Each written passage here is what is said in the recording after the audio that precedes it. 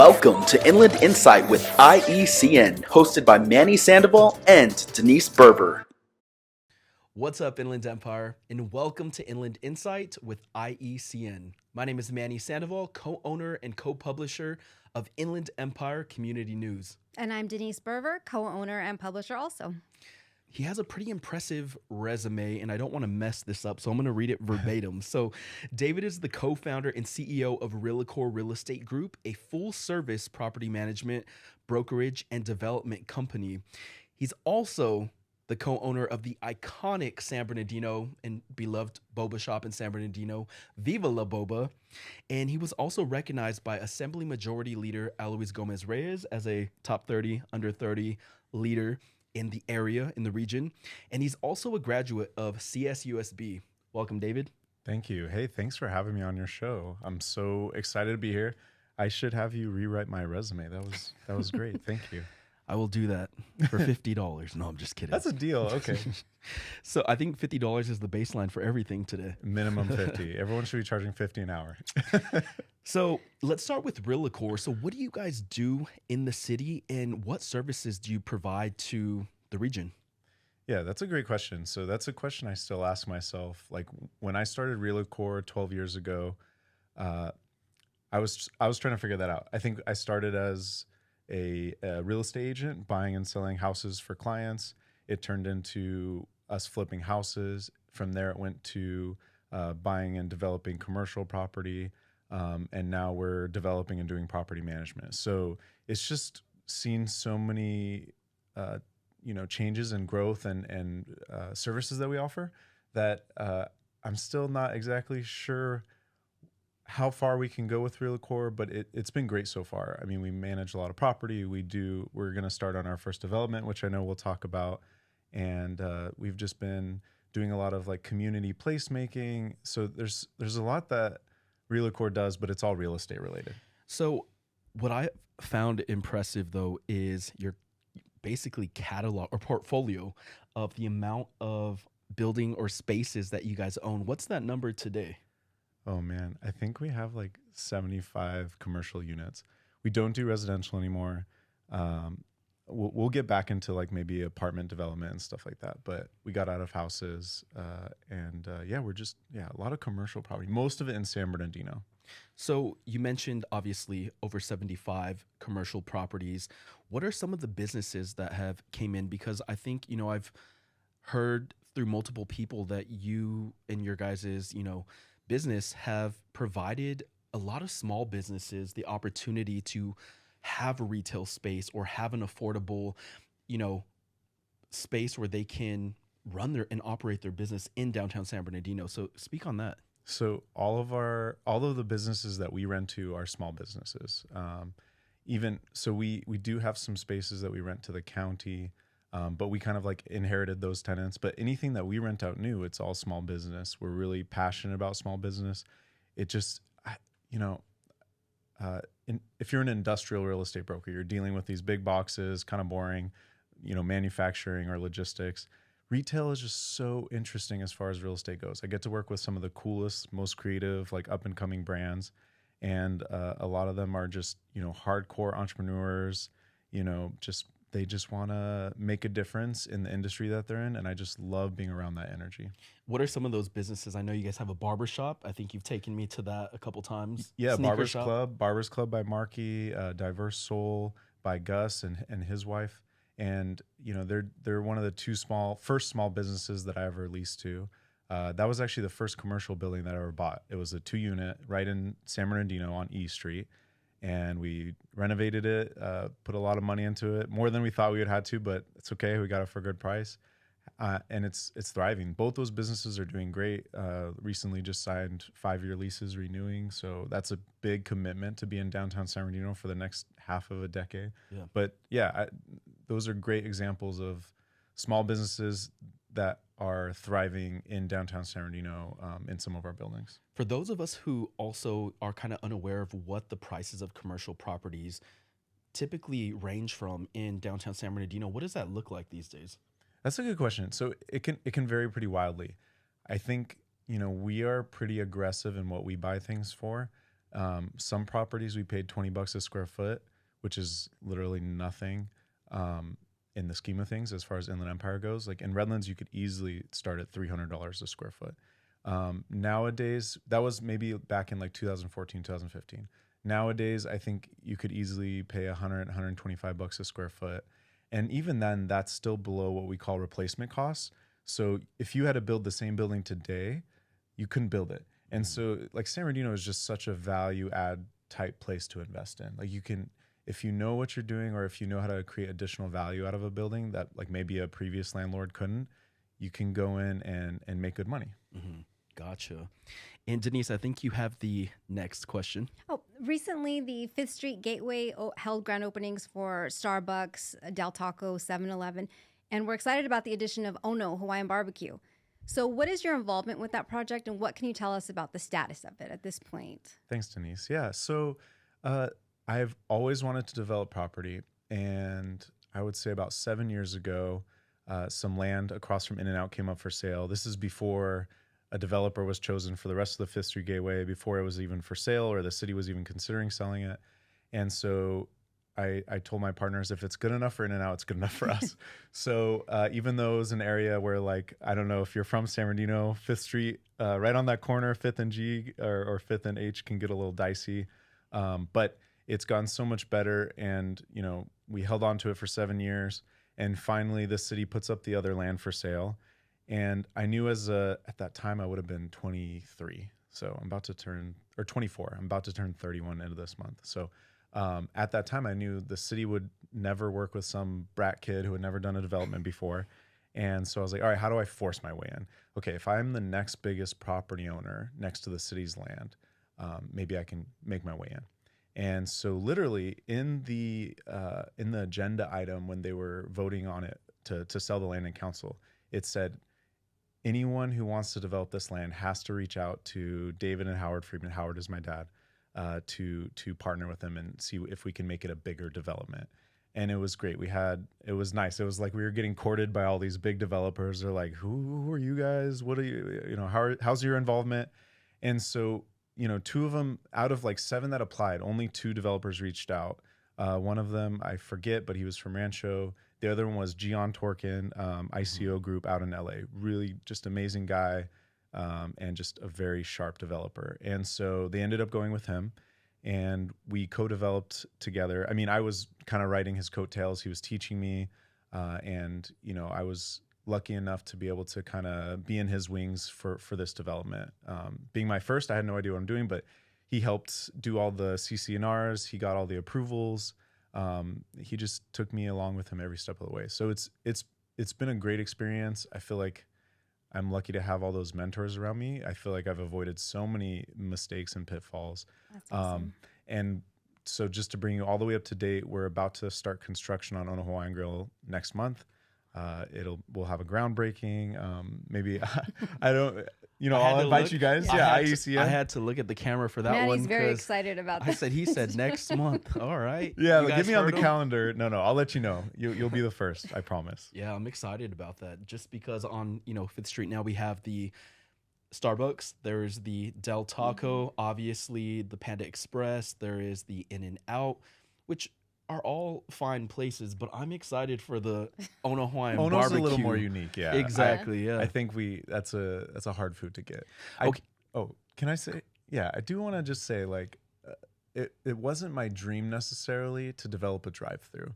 Mm-hmm. And we can talk. I'm sure we're going to talk about this more, but like a drive-through is the antithesis of walkability. Yeah. And it just so happens that that's what the market wants, and that's what the market is, you can profit off of.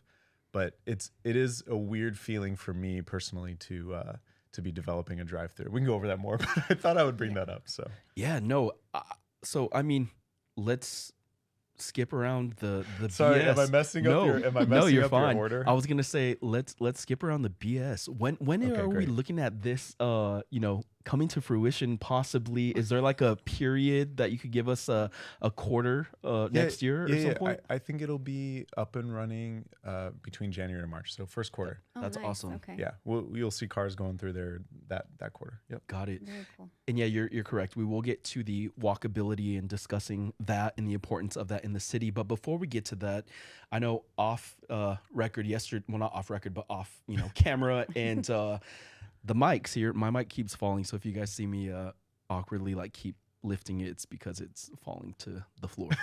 But anyway, so placemaking. It's an interesting concept, and you kind of brought that to my attention earlier this week. Can you explain to our audience what placemaking is, the philosophy behind that, and why that is, needs to be integrated into San Bernardino and other cities? So I just came back from a placemaking conference in Baltimore. Super cool. Bunch of really cool people. 10 years ago, there wasn't even a job for placemaking. And now there's so many jobs out in all these cities that are literally titled, placemaking director and all this stuff. And so, and actually I kind of set you off on the wrong foot. So nowadays, the cutting edge in placemaking, as we call it, placekeeping. And that's kind of like, so we don't bulldoze over the existing culture and the existing art or the existing community that's there. We call it placekeeping. And the reason, just the name, it kind of tells you, right? Like we're just adding on to what's already there. Mm-hmm. And so anyways, placemaking or placekeeping is basically creating a reason for people to come to a certain place. Why do you go to a certain coffee shop? Is it because they have nice tables and nice chairs? It's comfortable. You like the coffee. Maybe there's another business across the street you like going to. There's so many different facets of placemaking. And that's one. The next is a place nicely landscaped? Does it have a lot of greenery? Like, mm-hmm. are you gonna go take a person on a date there because it's a comfortable, like serene place to, quiet place to talk? And then like art is a big part of placemaking. Maybe you're not staring at a mural for an hour, but you're going to walk by that mural and be like, wow, like you're going to get a feeling about that place. And it's going to dictate how you feel about that place. Yeah. So if you go to the Breezeway right now in downtown San Bernardino and you look at some of the new murals we put in there, we try to tell a story, and it's going to tell you a little bit about a history of place. It's going to maybe, if you have no idea, nothing, no art critique bone in your body, mm-hmm. you'll still feel like, oh wow, those are bright colors. It's a beautiful subject. It's pretty to look at. I think anyone can enjoy those things, and we may not know or understand all the pieces that make up a place that we want to go to, but I think in your head, places that you like going to. Yeah. And so it's about breaking down those elements of what makes up those places and then reverse engineering and creating those places. And it takes a lot of private public partnership, nonprofits, grants. It takes a lot of behind the scenes work until boom, all of a sudden you have a cool place with paver stones, nice businesses, it's safe, there's more lighting. So there's just so much that goes behind placemaking. It's such a cool concept that I think more and more people are realizing. Every downtown or every city needs these places where people can go and congregate and make friends and come up with business ideas and all that stuff. So you mentioned the Breezeway, which is where Viva La Boba is located in downtown San Bernardino. Yes, sir. Can you explain to the people watching or listening what the Breezeway currently entails? What you mentioned the murals. Can you touch on that and basically what else you want to see happen in the Breezeway to, move towards that, placemaking, notion or philosophy as you mentioned. So yeah, share with that. So that kind of this kind of interplays.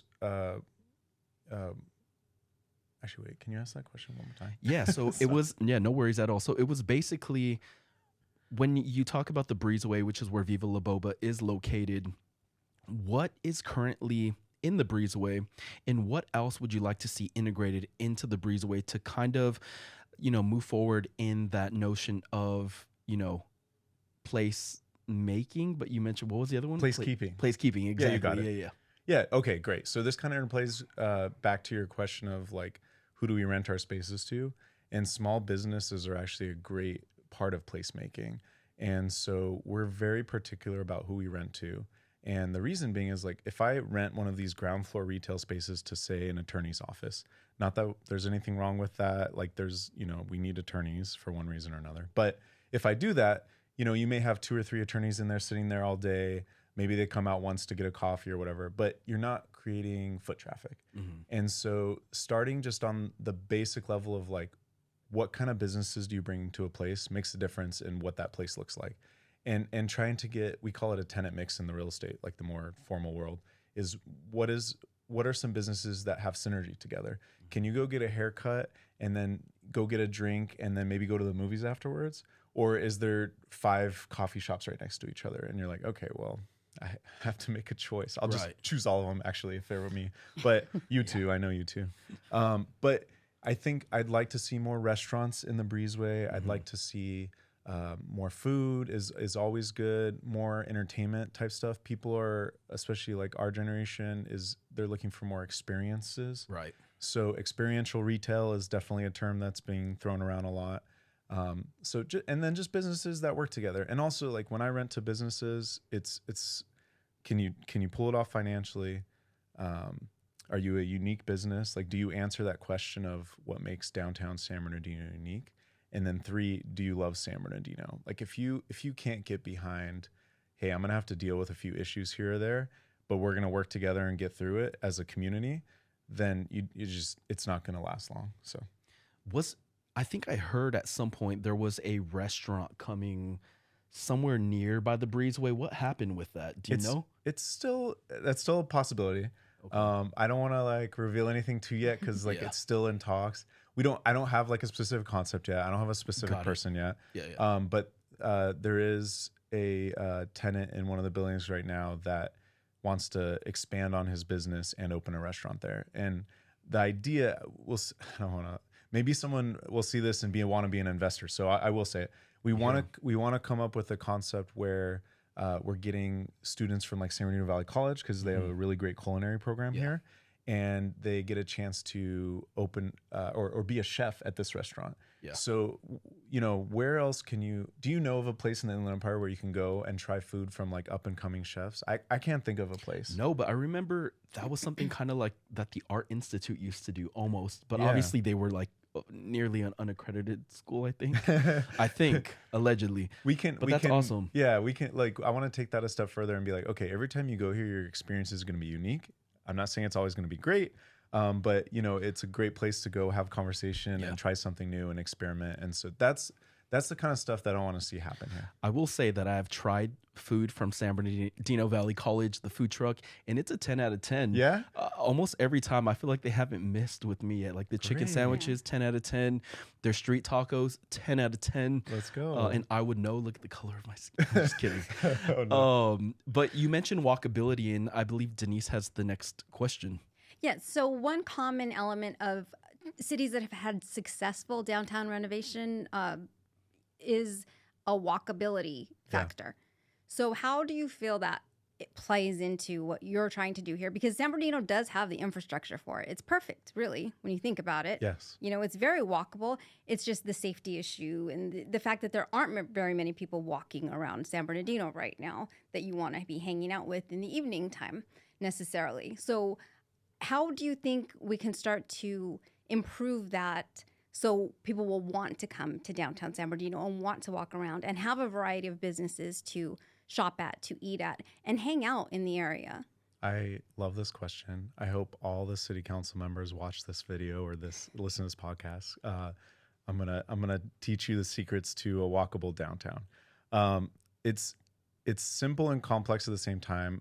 Every downtown that you go to has its own unique walkability, like what makes it a special place that you want to go to. We can talk about downtown Redlands, very historic, easy to walk, trees. The trees provide shade. There's a lot of simple things that you can do that make something more walkable. Shade is a big one. There's a lot of trees missing in downtown San Bernardino. And I know the city's coming up with a tree management plan, like a master plan, but that's something that needs to be considered is like, all right, do we have a nice and straight and ADA approved sidewalk? Are there chips missing out from it? Are people going to trip? Simple things like that make a big difference. And I'm sure maybe you guys have heard this, but like anything that's made to ADA standards is also accessible. It creates better accessibility for normal people too. So having a lot of places where people can bike is also important to walkability, because people will bike there and then get off their bike versus just passing through on their car. Creating a lot of spaces where maybe there's some green space or park space makes a place walkable. You don't just want, like, on one hand, if it's just this huge long park, that could get boring. But on the other hand, if it's just a huge long block of buildings, that could also get boring. And there's something also called, what is the term? You can activate a street by putting certain businesses places. Like a coffee shop is always going to be a great example, because people always like to hang out there. It's a cheap place to kind of hang out. You spend $6 or $7 for a coffee, maybe more nowadays. But that's a good example of, like, people will walk to go get a coffee, and it activates that space. Now that other people see there's people there, they're going to be coming to check it out. They want to see what's going on. They want to, and then another business opens next door because they're like, oh, there's foot traffic here. So walkability is just, it's great for the economy. And you guys aren't like funded by the county, are you? We're not. No, No. Okay, we're great. independent. Great. So I'll just be real honest. Not yet, anyway. Okay. Just kidding. Let's take this as an opportunity to learn. So the county just built their new DA building in downtown San Bernardino, and it's really frustrating for a couple reasons. One, it's an eyesore. The way they designed it, I'm sorry, whoever approved that. So you come into downtown and you see an eyesore. Two, they didn't put any ground floor retail. So now you have half a block that's dead. So it's not walkable. You're not going to walk there unless you have to go across it to get to somewhere else. So they essentially, the county of San Bernardino is hurting the city of San Bernardino and its economic prospects because they've created a dead zone in downtown. And so the city can combat this. Actually, they can put in their zoning and code that if you're going to build, what we need are not development maximums, we need development minimums. And so if you're going to put a building in a downtown that's supposed to be walkable, you have to have ground floor retail, or places where people can, it doesn't have to, it could be an art gallery. When I say retail, it doesn't have to be somewhere that makes money. The county could have even just put an art gallery down there or something for a community space. So anything that's just accessible and open to the public. And so really that would have been a huge change, is to make it like, hey, at a minimum, you have to have some sort of ground floor activity. But right now it's just a parking lot. So in regards to that type of building, do you feel that it works counterintuitively to the other projects that the city is trying to, so what would you say? Yeah, absolutely. So, I mean, if the city's trying to develop the Carousel Mall, bring in like 13,000 units of housing, and then you have just this dead zone where the county's at, they're not really contributing to the street scape of downtown San Bernardino. They're taking away from it. They're creating a dead zone. And, it's not necessarily the county's job to think about that. It would have been nice, but it's really the city's job to put in our code a minimum on requiring ground floor space that's somehow available to the public, or to a small business that will then open up to the public. So there's a disconnect. You would like to see something like that built into the infrastructure. Yeah. So you mentioned infrastructure, great word as far as walkability. So the Inland Empire is, in my belief, on the cusp of just like a revolution in walkability and just having access to other modes of transport besides cars. We have the Aero train from downtown Redlands to downtown San Bernardino. And it is the first zero emission train in the United States, which is just like, it blows my mind that it's here in San Bernardino. Of all places, we got McDonald's, we got our zero emissions train. We are a city of firsts. Okay. Taco Bell. We got Taco Bell. Yeah. We got Taco Tia too. And so infrastructure is huge. Now that we have consumer flights out of the airport, that's big. Now people can fly in. We have the only Guatemalan, Mexican, and I think it's Salvadorian consulates outside of LA. Like, that's huge. when the Mexican presidential election was happening, East Street was shut down because there were like almost 3,000 people trying to go to the consulate to vote. Those 3,000 people, they have to walk. They're probably spilling out onto the streets. Maybe they all went and spent some money at some of the small businesses downtown. Some of them are flying in and out of San Bernardino Airport. I hope they add flights to Mexico City one of these days. But like, so all that infrastructure makes a huge difference on getting to a place without having to drive your car. And then from there, you're going to have to walk. So it's almost like chicken and the egg problem. Like you get some maybe older, more conservative people who are like, well, what about the parking? That's always going to be a question from them. And it's like, you know what? Not everyone can or wants to live like you. And if you provide housing with accessible options, like maybe a car you can rent only when you need it, you don't have to pay for a parking space all the time. Or if you have a good bicycle parking area in your apartment complex, that makes it nice and easy to walk or bike.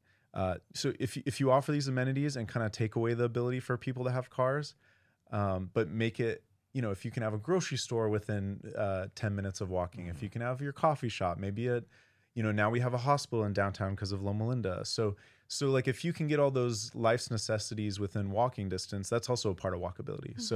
So we need to be trying to develop those connections and those small businesses and those all those key metrics that make up a place walkable. So I was going to mention I'm also part of the problem a little bit because I live in an area that is extremely walkable, but I still drive. I know. I'll literally drive around the corner for 30 seconds instead of walking the 3 minutes to Chipotle.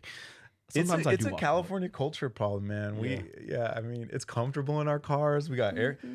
It's 105 today, I think, or yesterday. Yeah. I was on the East Coast recently, and you walk everywhere. You walk everywhere, and it's so easy. There's everything you need is within a block. Yeah. And then I come here and I'm like, do I really want to walk 2 blocks to get a cup of coffee? No, I'm going to drive. So it's like our first, instinct. Just jump in my car. It's an instinct. Right. Yeah.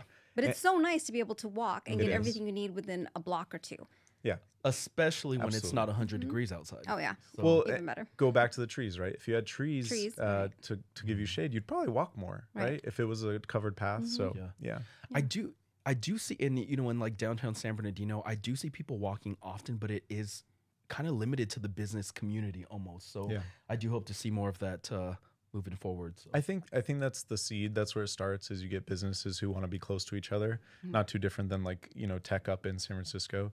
And then from there you build onto it. And everyone's realizing right now that office buildings are not in vogue right now. And so it's going to be housing.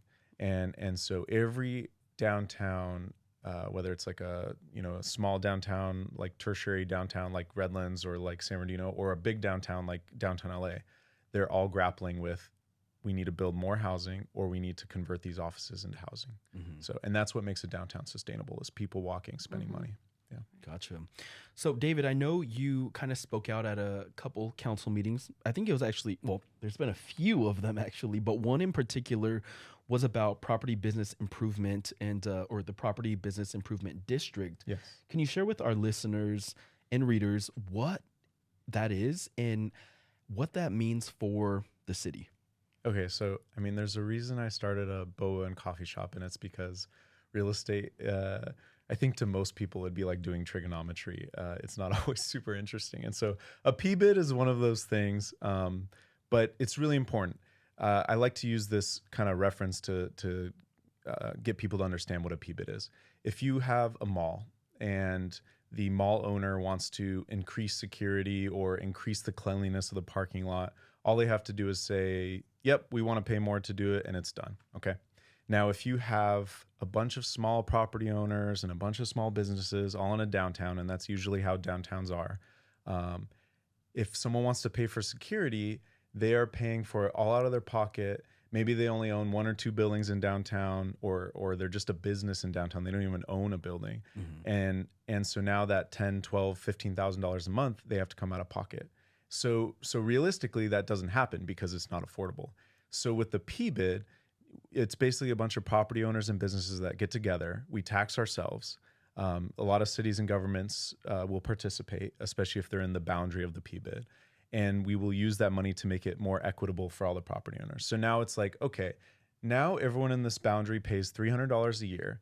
And between all of us, we can afford, security, or we can afford additional cleanliness services, or we can afford to update the medians with landscaping, or we can, PBIDs can even do some crazy stuff. They're a nonprofit, so they can even do stuff like right now there's a parking structure in downtown San Bernardino that's pretty mismanaged. They can create a management agreement with the city and manage that parking structure. So a lot of, like, for example, Santa Monica parking structures are either owned or managed by the Santa Monica PBID. And so it's just this kind of organization that allows everyone to get on the same page. It allows us to pool resources. It gives us some collective voice when we go to the city and say, hey, this is what the PBID wants. This is what we need to succeed in downtown. And so it just kind of brings some strength back to the grassroots small business property owners and stuff like that. So where does the city currently stand at with the PBID? Oh man, you're going to get me in trouble. Okay. So we've been trying to get the PBID, I think now for 4 or 5 years. We've gone through 3 city manager changes. We've gone through council changes. Last year, the city finally agreed to pay for kind of a study on, like, hey, would a PBID be successful? And like every single page of this 12-page study said it would be successful if the city supported it. So great. Okay. So then right after that, we lose a city manager. In fact, actually, the city manager wasn't even interested in it. And so it's, we want to be good partners to the city and the county because they're here, they're our neighbors. Like, you want to be good partners to your neighbors. But they have to be behind it too. The city owns the most property in downtown San Bernardino. So, and we just so happen to be kind of sprinkled out, around the city and the county. So we need everyone's collaboration on this PBID to be successful with it. And if we are all collaborative, we can get so much done. Like, the PBID can go after grants that the city alone wouldn't qualify for. We can bring more money into downtown.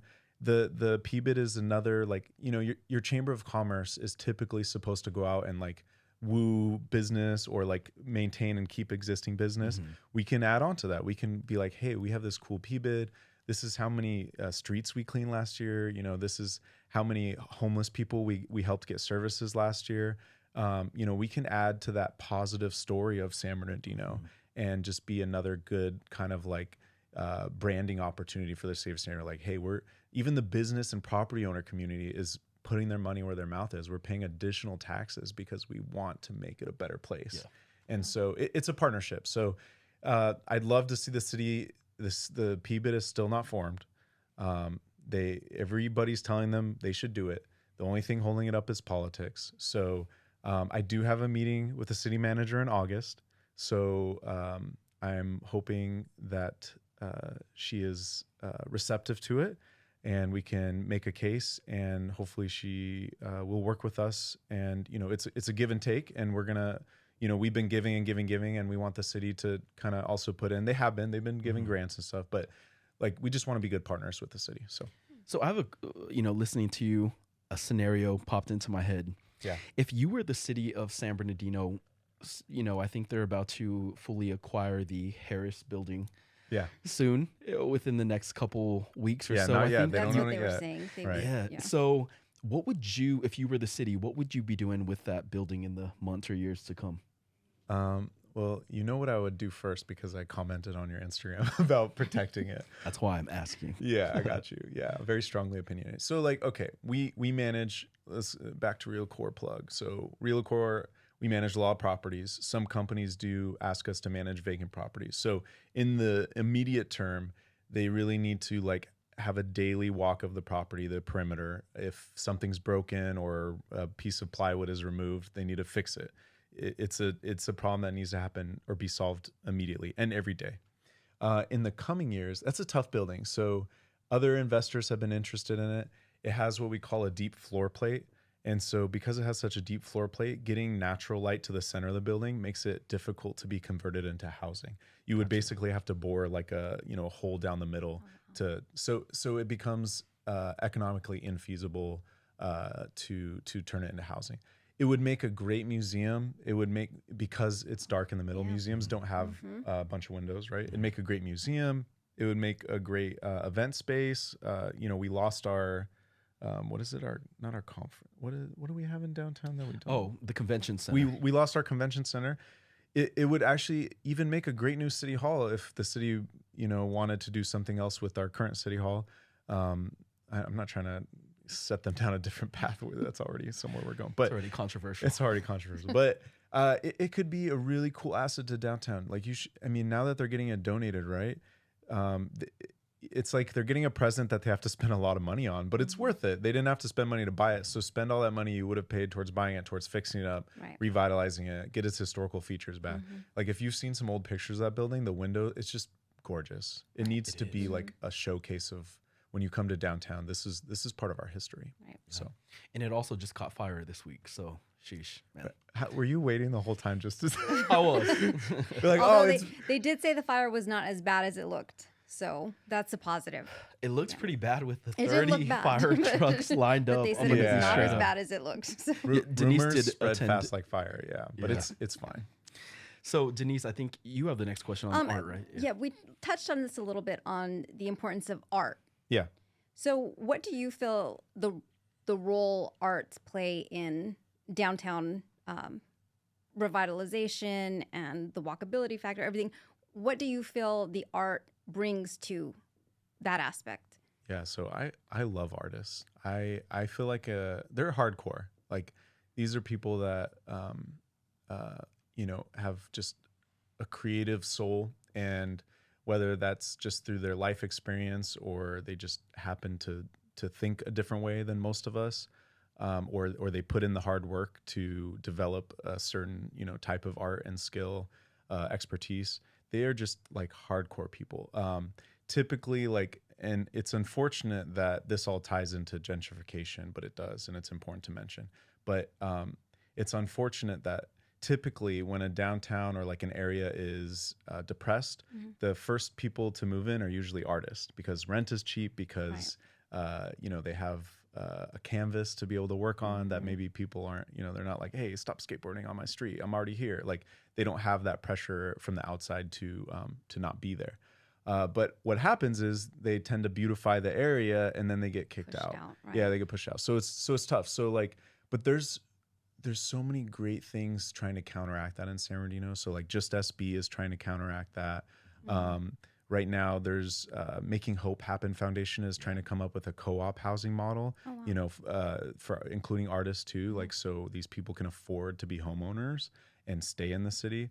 But then you also have like the supervillains who are like trying to rezone everything around, you know, the airport to make it all industrial and get rid of all those houses without coming up with a plan on or some sort of way to bring those houses back or put it somewhere else.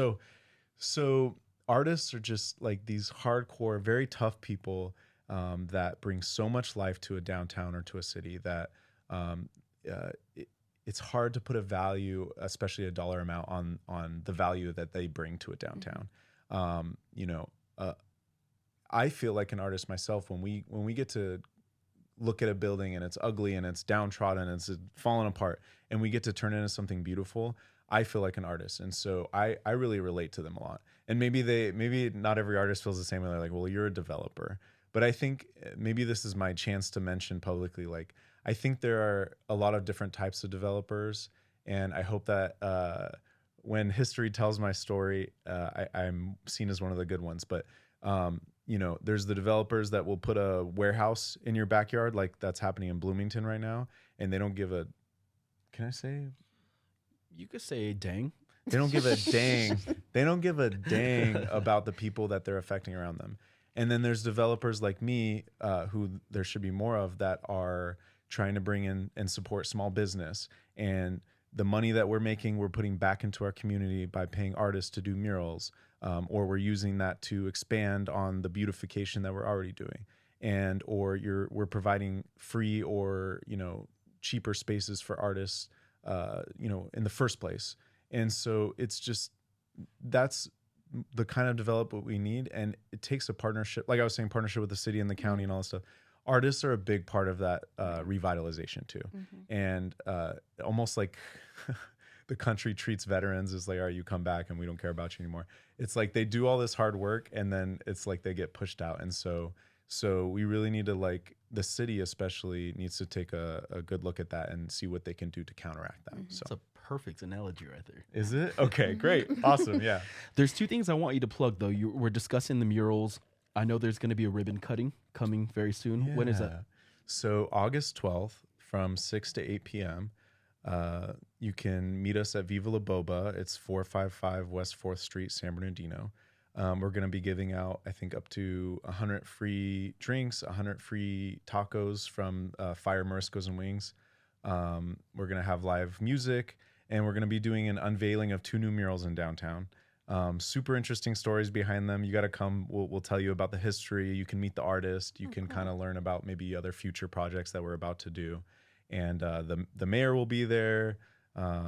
We'll have the Chamber of Commerce do a ribbon cutting for these artists. Like, I just want to give these artists the recognition that they deserve.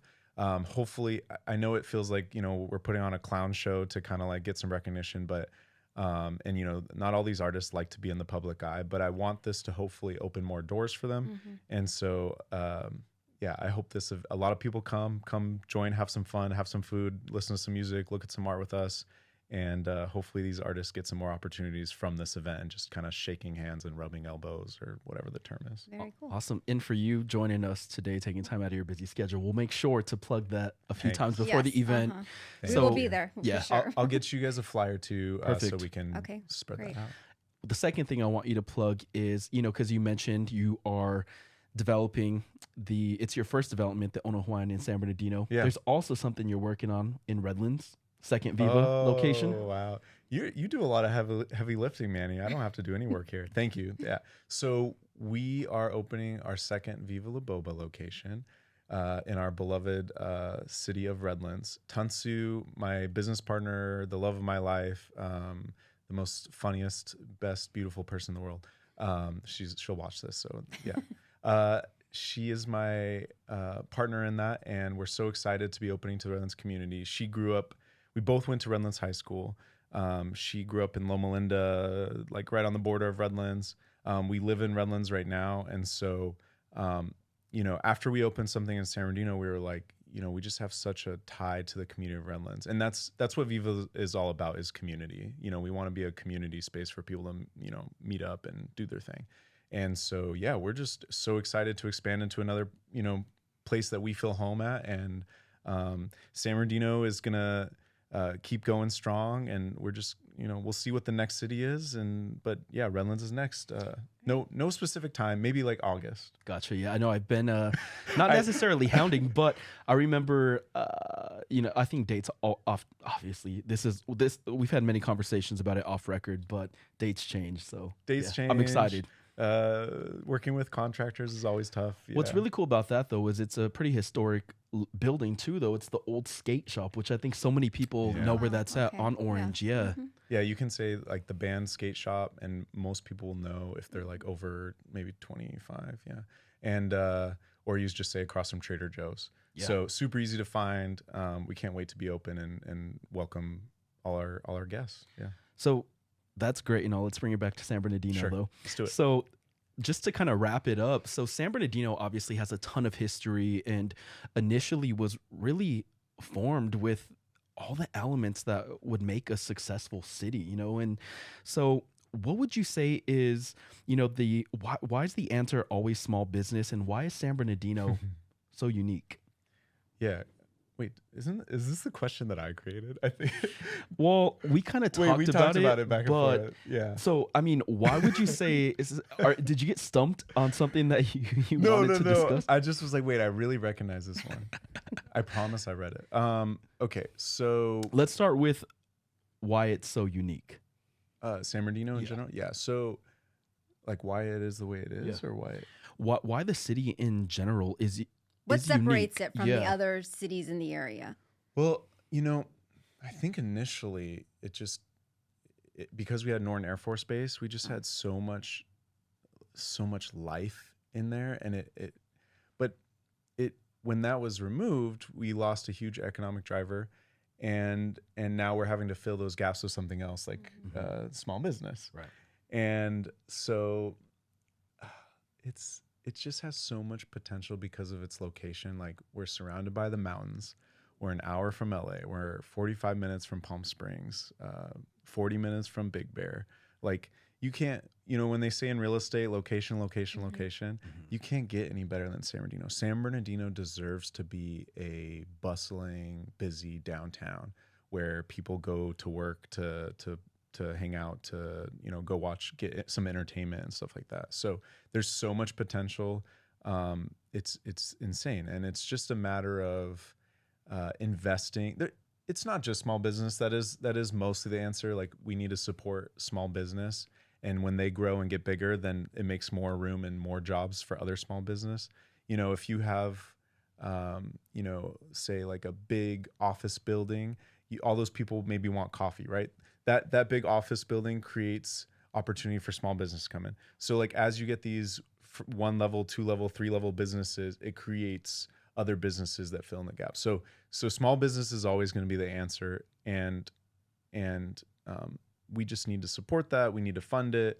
The city is actually recently doing a good job with grants. They put out they're going to do a paintbrush program, like 10,000 or 20,000 for businesses if they want to improve their signage or their facade. They gave out, COVID grants. Like, if you were affected by COVID, you could get up to $20,000 depending on your revenue. So there's just so much opportunity for small business in San Bernardino. Like, we need one of everything. We have some coffee shops now, but at the time when we started, we needed them and we didn't have them.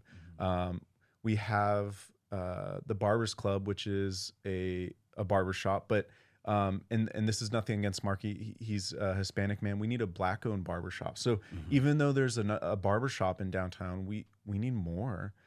So there's still so many places for businesses to fill in the gaps, and I'm excited to see all that happen. I'm excited to be here. One thing that the chair of the film department here at Valley College has mentioned multiple times is, because he does ride public transportation from Redlands, which is where he lives, and then he'll bike to the college here. It's amazing. And so he's mentioned multiple times to me too, where like after a 66ers game or, at the Metrolink station or whatnot, he wishes that there was somewhere to go and like dine. And so that's one major element that's kind of missing. Something open. Yeah, because he's saying that a lot of times after, going to a game at the 66ers, that he'll have to either go to Redlands or Rialto to, spend his money when he could be doing that here. So hopefully, I'm not telling you this now and then 3 years later it happens. I hope it happens much sooner than that. But I just met with, this was maybe like 2 or 3 months ago, with a really amazing chef.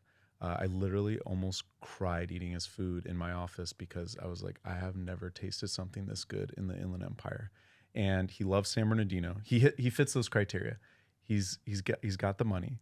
He's excellent at what he does. He has a great business model. He does catering and he caters for like movie sets, and he makes good money. And he loves San Bernardino.